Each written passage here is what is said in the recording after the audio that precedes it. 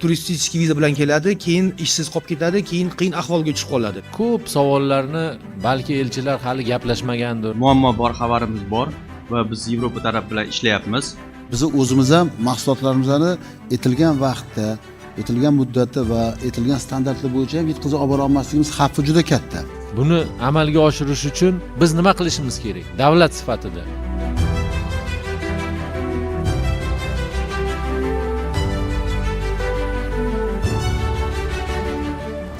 Sertifikatlash, standartlar, bojxona, logistika, franchising, viza olish masalalari. Toshkentdagi Hilton mehmonxonasida bo'lib o'tayotgan o'zbek biznes diplomatiyasiga oid muhim tadbirda ayni shu kabi masalalar muhokama maydoniga chiqdi. Uchrashuv O'zbekiston Savdo-sanoat palatasi hamda Investitsiyalar, sanoat va savdo vazirligi tomonidan tashkil etilgan bo'lib, unda mahalliy tadbirkorlar 60 dan ortiq xorijiy davlatda faoliyat yuritayotgan elchilar bilan bevosita uchrashib, o'zlarini qiynayotgan masalalar yuzasidan turli muhokamalarni o'tkazishdi. Biz mana 12 ta yo'nalish bo'yicha Savdo-sanoat palatasi bilan birgalikda tadbirkorlarni, katta eksportyorlarni yig'ib, alohida mana elchilar va elchilarimizdan tashqari vazirlik idoralarini chaqirdik. Bunday uchrashuv ham vazirliklar, ham elchi, ham tadbirkorlar menimcha birinchi marta bo'lishi.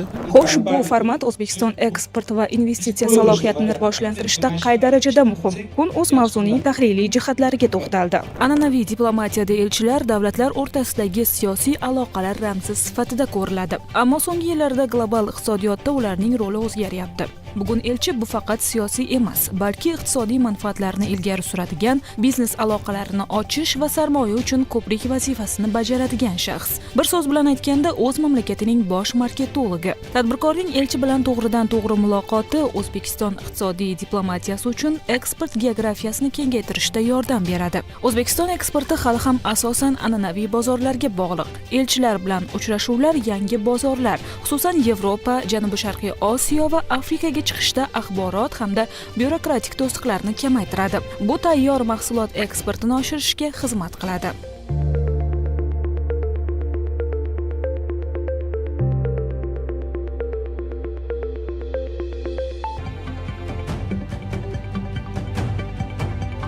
Demak, 2026-yil 9-yanvar kuni 6-sonli Vazirlar Mahkamasining qarori qabul qilindi.